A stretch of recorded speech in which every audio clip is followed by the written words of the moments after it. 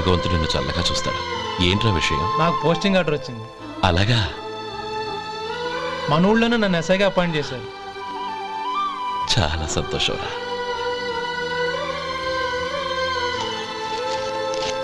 అన్నయ్య, నాకు కాదురా, ముందు మీ ఆవిడికి పెట్టు.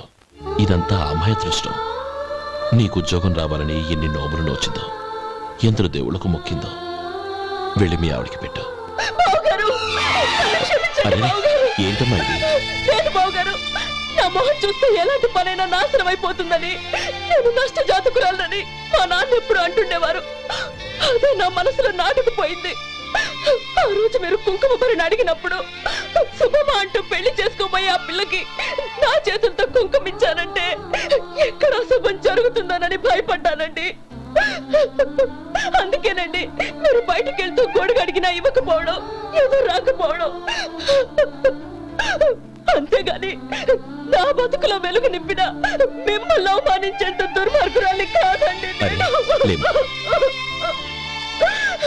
ఏంటమ్మా ఇది? చిన్నపిల్లల లేదండి, నాకు అదృష్టం ఉందని, నా పూజకు ఓ విలువ ఉందని మొట్టమొదటిసారి అందు మీరే. ఈ క్షణమే నా ప్రాణాలు పోయినా పర్వాలేదు బాబు గారు. ఆ ఒక్క మాట చాలు. ఊరుకో. మంచి చెట్లకు మనుషులే కారణమైతే ఇక గుళ్ళెందుకు, దేవుళ్ళెందుకు? పిల్లెదురొస్తే అశుభమని, నక్కతోక తొక్కితే శుభమని అంటారు. అలా అయితే అందరూ ఇళ్లలో నక్కల్నే పెంచుకోవచ్చుగా. అలా ఎందుకు చేయరు? మంచి చెడు అన్నది మనుషుల మనసుల్లో ఉంటుందమ్మా, ఆశీర్వదించే చేతుల్లో కాదు. ఇక మీదట నేనెప్పుడూ నీ కళ్ళలో నీళ్లు చూడకూడదు, సరేనా? రే, అమ్మాయికి తీపి తినిపించు.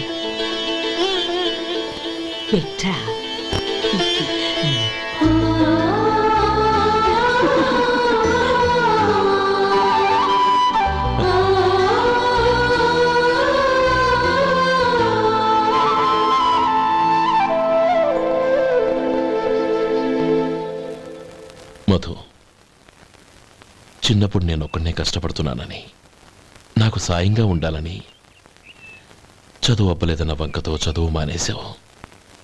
ఇప్పుడు నీ తమ్ముళ్ళిద్దరూ అభివృద్ధిలోకి వచ్చారు. మరుదులిద్దరికీ మంచి ఉద్యోగాలు వచ్చాయి. తన భర్త మాత్రం అలాగే ఉన్నాడని నీ భార్య బాధపడదు. చూడు మధు, చదువుకున్నోళ్లే వృద్ధిలోకి రావాలని ఏమీ లేదు. కృషి పట్టుదల ఉంటే ఎవరైనా ఏదైనా సాధించవచ్చు.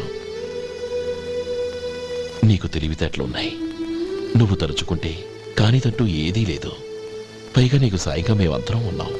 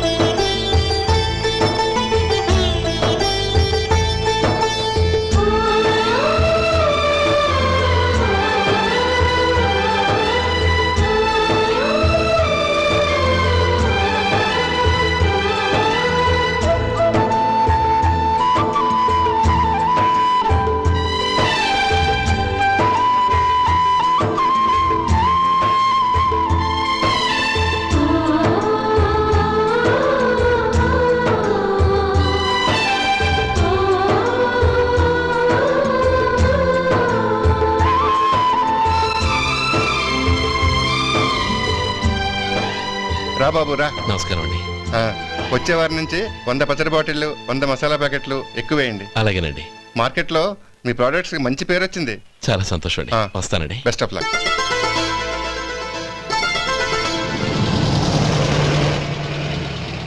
ఆ బాక్స్ లోపల పెట్టవా? అలాగే సార్.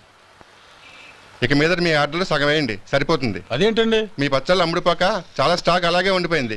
ఇప్పుడు అందరూ రుచి పచ్చళ్ళు, రుచి మసాలానే అడుగుతున్నారు. మా నల్లుడి గురించి తక్కువగా అంచనా వేశారు కదా, ఇప్పుడేమంటారు?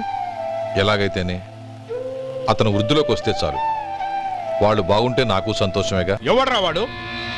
ఇన్నాళ్ళుగా వ్యాపారం చేస్తున్నాను, నిన్నగాక మొన్న వచ్చినోడు వాడు నాకు పోటీయా? వాణ్ణి పెరగనివ్వకూడదు. వాణ్ణి ఇక్కడికి రప్పించండి, నేను మాట్లాడతాను.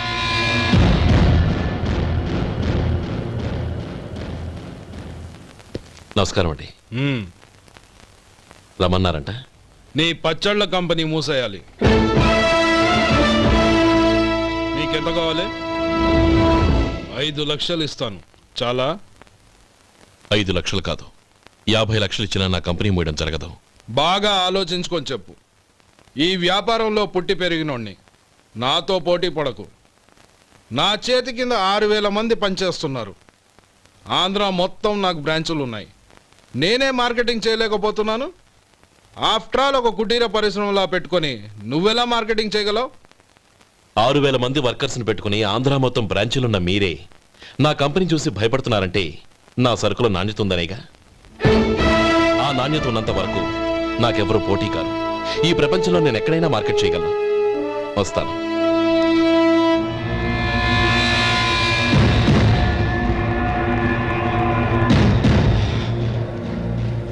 ఇక్కడ ఏం లేదండి. ఇక్కడ ఏం లేదండి. ఇప్పుడు ఊపిరి పీల్చి బిగ్బట్టు. నెమ్మదిగా వదిలు. ఓకే, లే. నెమ్మదిగా ఇలా వచ్చి కూర్చో. ఏం లేదు, మామూలు కడుపు నొప్పే. ఈ టాబ్లెట్స్ 3 రోజులు వాడు. ఎలా వాడాలో ఇందులో రాశాను. మన 2 ఊర్ల పొలిమేరలో ఉన్న ఈ మల్లికార్జున స్వామి వారి దేవాలయం జీర్ణదశలో ఉందన్న విషయం మీ అందరికీ తెలుసు. ఇన్నాళ్ళు మీ ఊరు వాళ్ళు పట్టించుకుంటారని మా ఊరి వాళ్ళు, మా ఊరి వాళ్ళు పట్టించుకుంటారని మీ ఊరి వాళ్ళు దీన్ని ఇలా వదిలేశారు. ఈ గుడి మీ ఊరికి ఎంత ముఖ్యమో మా ఊరికి అంతే ముఖ్యం. కాబట్టి మన ఇరు గ్రామ ప్రజలు కలిసి దాన్ని బాగు చేయించి కుంభాభిషేకం చేయించాలనే సదుద్దేశంతో ఒక కమిటీని ఏర్పాటు చేశాం. ఈ కమిటీలో 2 గ్రామాలకు సంబంధించిన ప్రముఖులు ఉన్నారు. కమిటీ ప్రెసిడెంట్గా ఎవరిని ఎన్నుకోవాలనే విషయంలో శ్రీ గోపాలరావు గారి పేరు, శ్రీ లక్ష్మీపతి గారి పేరు పరిశీలనలోకి వచ్చాయి. అందువలన మేమందరం బాగా ఆలోచించి తర్జన భర్జనలు చేసిన మీదట శ్రీ గోపాలరావు గారే అన్ని విధాలా ప్రెసిడెంట్ పదవికి అర్హులని ఈ కమిటీ నిర్ణయించడం జరిగింది.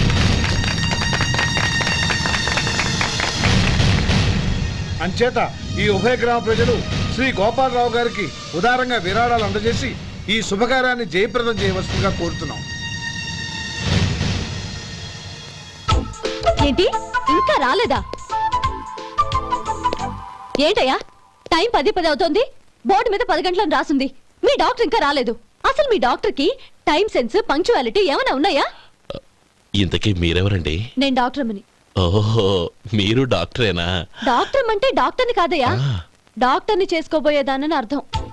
ఓహో, అవును, నువ్వెవరు? నేను ఇక్కడ టోకన్ ఇస్తూ ఉంటానులేండి. తప్పుకో. తప్పుకోవయ్యా.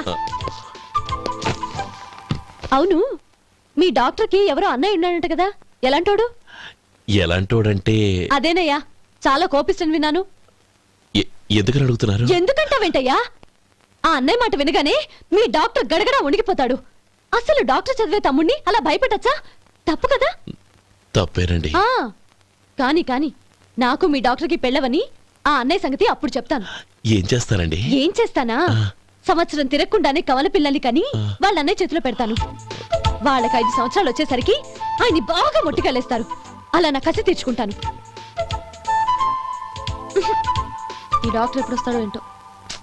అది సర్లే కానీ నువ్వు పని చేయి. మీ డాక్టర్ రాగానే నేను వచ్చి వెళ్ళానని చెప్పు. నేను అంటే ఓ, నా పేరు చెప్పలేదు కదా, నందిని. ఏం చెప్తావు? అదేనండి, నందిని గారు వచ్చి వెళ్ళారు అని చెప్తాను. గుడ్, పైకొస్తావు.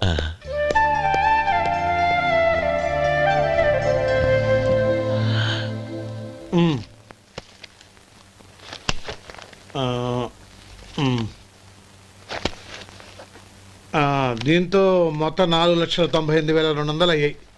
పోతే నువ్వు ఇచ్చినంత ఇవ్వలేకపోయినా ఈ దైవకార్యానికి నా వంతు చందా 1800. దీంతో మొత్తం 5 లక్షలు పూర్తి. సరేరా. నేను ఈ డబ్బు తీసుకుని పట్నం వెళ్ళి బ్యాంక్లో వేసొస్తాను. అలాగే, నేను నీతో వద్దాం అనుకున్నాను రా. అనుకోకుండా సాయంత్రం ఇన్స్పెక్షన్ వచ్చింది. పర్వాలేదులే, వెళ్ళొస్తాను.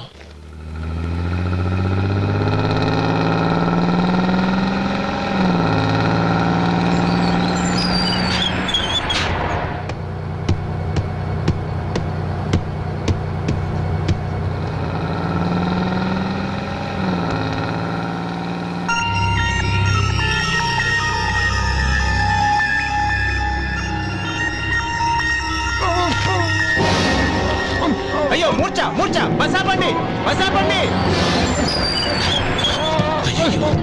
ఇదిగోండి తాళం చేతులు పూర్తి.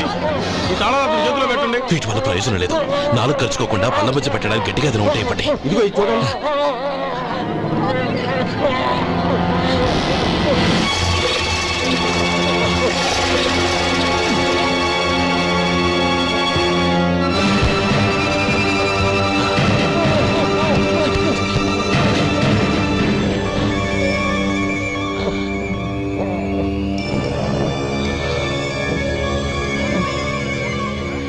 మీరు వెళ్ళి మీ సీట్లో కూర్చోండి. కొంచెం గాలాన్నివ్వండి. ఇప్పుడు ఎలా ఉంది బాబు?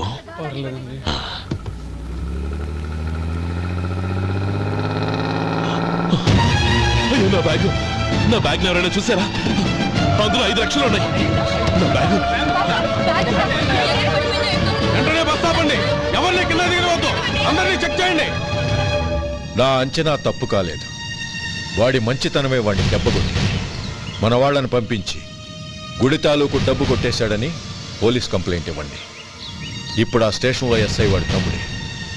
వాడే వెళ్ళి వాడి అన్నయ్యని అరెస్ట్ చేసి వీధుల్లో నడిపించుకు తీసుకురావాలి.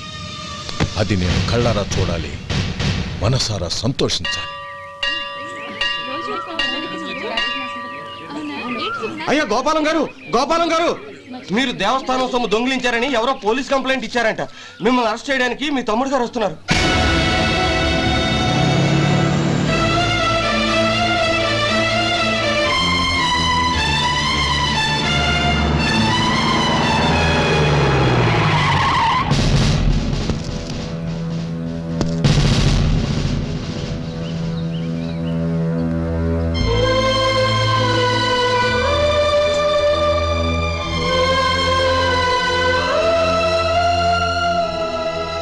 చూడు గోపి, ఎప్పుడు నువ్వు ఉద్యోగంలో చేరావో అప్పుడే తనా పరానే తేడా మర్చిపోవాలి. నేరం చేసిన వాడు నీ తమ్ముడైనా అన్నైనా సరే శిక్షించాల్సిన బాధ్యత నీది. అదే నువ్వు నీ ఉద్యోగానికి ఇచ్చే గౌరవం.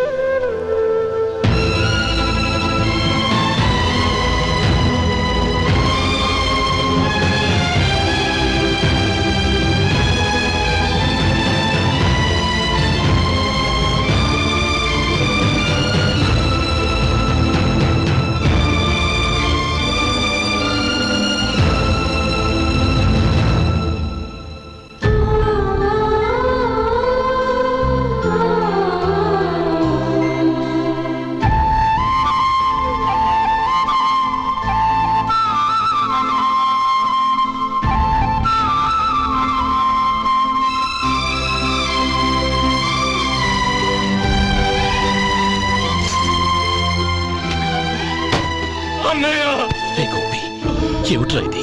నన్ను క్షమించన్నయ్య. నేను కోరి ఉద్యోగుల చేరిన మాట నిజమే, కానీ ఇలాంటి పరిస్థితి ఎదురవుతుంది అనుకోలేదు. నా ఒంట్లో ప్రతి రక్త పట్టు నీ భిక్షానన్నయ్య. నిన్ను అవమానపరిచి ఉద్యోగం నిలబెట్టుకునే బదులు నా ప్రాణాలను వదులుకుంటారు, కానీ ఈ పని మాత్రం నేను చేయలేనన్నయ్య.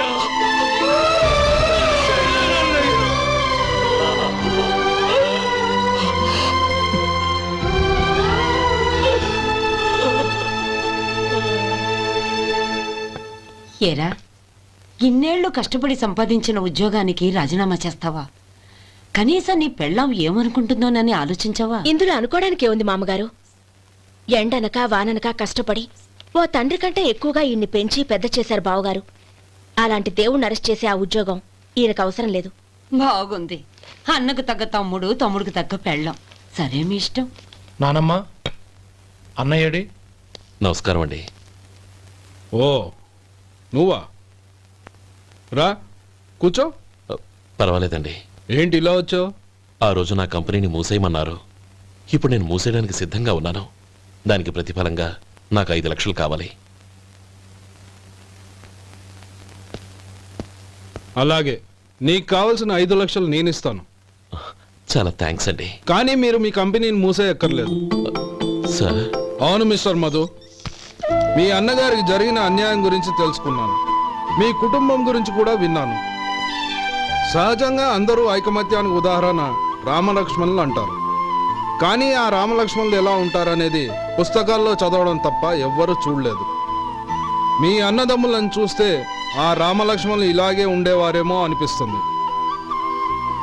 అలాంటి కుటుంబానికి ఇలాంటి ఇబ్బంది రావడం నిజంగా దురదృష్టం. రామునికి హనుమంతుల్లా కాకపోయినా ఏదో ఉడతా భక్తిగా నా వల్ల వీలైన సహాయం ఈ 5 లక్షలు తీసుకో. మీ కంపెనీ పేరు మీదే అన్ని సరుకులు తయారు చేయండి. నేను వాటిని ప్రపంచమంతా మార్కెటింగ్ చేస్తాను. సార్, మీ రుణం ఉంచుకోను.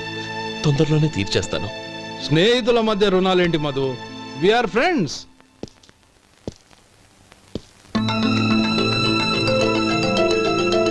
ఏంటే అక్కడ ఆగిపోయావు? రా. నువ్వు మీ అన్నయ్యని అరెస్ట్ చేయడానికి అట్టెళ్ళావు, ఆయన లొంగిపోవడానికి ఇటు వచ్చారు. అవును, యూనిఫామ్ చేత్తో పట్టుకొచ్చావేంటి? సార్, నేను రే, ఈ మాత్రం దానికే బెదిరిపోయి ఉద్యోగం వదులుకుంటావా? నువ్వు ఇలాంటివి ఎన్నో సమర్థవంతంగా ఎదుర్కోవాలి. నిన్ను నేను ఎస్పీగా చూడాలి. అది కాదన్నయ్య. ఇంకేం మాట్లాడకు. ఇన్స్పెక్టర్ గారు, నన్ను లాకప్లో పెట్టండి. ఆగండి సార్, ఆ డబ్బు ఎక్కడికి పోలేదు. నేనే తీసి జాగ్రత్త చేశాను. ఈ విషయం అన్నయ్యకి తెలియక బ్యాగులో డబ్బు కనబడకపోవడంతో అది పోయిందనుకున్నాడు. నే పట్నం నుంచి వచ్చేసరికి జరిగిన గొడవంతా తెలిసిందే. రే మధు, జరిగిన దానికి నన్ను క్షమించనయ్యా. ఇంటికి వెళ్ళాక అన్ని వివరంగా చెప్తాను. సార్, ఇదిగోండి 5 లక్షలు. ఇది కమిటీ వాళ్ళకి అప్పగించి ఈ కేసు కొట్టేయండి సార్. భలే వాడివయ్యా, తీసినప్పుడు ఒక మాట ఆయనతో చెప్పుండొచ్చుగా. అనవసరంగా పెద్ద ఆయన స్టేషన్ వరకు రప్పించావు. Sorry sir. అన్నయ్య, మీరు ఇంటికి వెళ్ళండి. నేను లెక్క అప్ప చెప్పేసి వస్తానండి. అలాగే. ఎలా దెబ్బ కొట్టాలన్నా కుదరటం లేదు. అయినా వీళ్ళకు ఉన్న పళ్ళంగా 5 లక్షలు ఎలా వచ్చాయి? అదే బావా, నాకు అర్థం కావటం లేదు. నీకు అర్థమైతే ఆశ్చర్యపడాలి కానీ అర్థం కాకపోతే ఆశ్చర్యమేముంది? Useless fellow.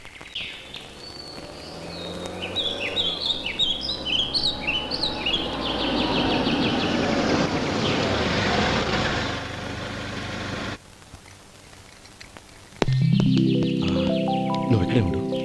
అన్నయ్య మూడు ఎలా ఉందో చూసి నేను లోపలికి తీసుకెళ్తాను. ఓకే? అలాగే.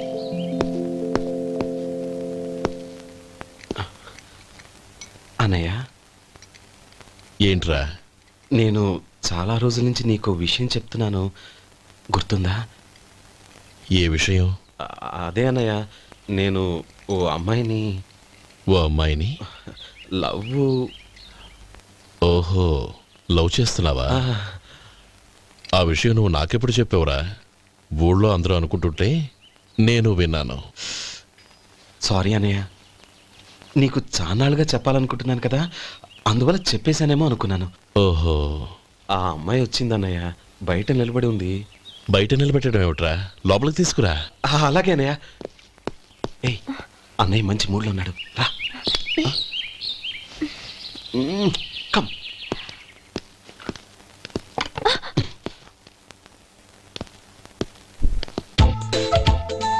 ఎందుకంటావేంటయ్యా? ఆ అన్నయ్య మాట వినగానే మీ డాక్టర్ గడగడ వణికిపోతాడు. అసలు డాక్టర్ చదివే తమ్ముడిని అలా భయపెట్టచ్చా? తప్పు కదా? తప్పేనండి.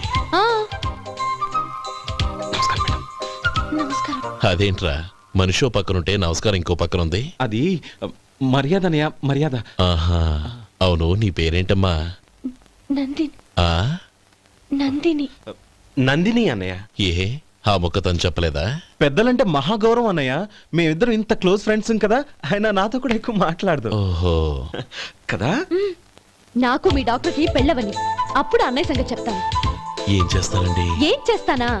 సంవత్సరం తిరగకుండానే కవల పిల్లల్ని కని వాళ్ళ అన్నయ్య చేతిలో పెడతాను.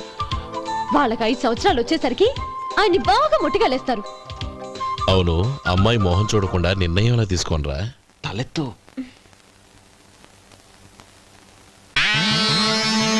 ఏం చెప్తా? అదేనండి, నందిని గారు వచ్చి వెళ్ళారని చెప్తాను. గుడ్, పైకి వస్తావు. ఈయన మీ అన్నయ్య? అవును. నందిని, ఏమైంది? ఎందుకు ఏడుస్తున్నావు? ఈయన మీ అన్నయ్యని తెలియక తెలియక హాస్పిటల్ దగ్గర మర్యాద లేకుండా దురుసుగా మాట్లాడాను. ఆయన ఈ పెళ్లి ఒప్పుకోరు. ఊరుకో, అలాంటి చిన్న చిన్న విషయాల్ని మా అన్నయ్య పట్టించుకోడు. అయినా నేను కన్విన్స్ చేస్తాను కదా. ఆయనకంత అవమానం జరిగాక ఎందుకు కన్విన్స్ అవుతారు? అవ్వరు. చూడు, నువ్వు వేరే పెళ్లి చేసుకొని నీకు పుట్టబోయే బిడ్డకు నా పేరు పెట్టుకో. ఏంటో మాటలు? నేనే నుయ్యగుయ్య చూసుకుంటాను. అదిగో ఆ చూపు చూడు, ఆ చూపు ఒకలా ఉంది. ఖచ్చితంగా ఆయన ఈ పెళ్లికి ఒప్పుకోరు. నందిని, నా మాట విను ప్లీజ్. నందిని, రే శేఖర్, ఆ అమ్మాయి చెప్పింది నిజమే. తనని ఎప్పుడైతే హాస్పిటల్ దగ్గర చూశానో అప్పుడే నేను నిర్ణయానికి వచ్చేసాను. విన్నావా? నేను చెప్పానుగా, ఆయన ఆల్రెడీ ఓ నిర్ణయానికి వచ్చేసారట. ఇక నేను వెళ్తాను. అలాగే వెళ్ళి ఈసారి వచ్చేటప్పుడు మీ అమ్మా నాన్నల్ని తీసుకురా. ముహూర్తాలు ఎప్పుడు పెట్టుకోవాలో నిర్ణయించుకుంటాం. అర్థం కాలేదా? నువ్వే మా వాడికి సరైన జోడి. అదే నేను తీసుకున్న నిర్ణయం. థ్యాంక్ యూ బాబు గారు, నన్ను ఆశీర్వదించండి. లేమా, శీఘ్రమేవ కళ్యాణ ప్రాప్తిరస్తు.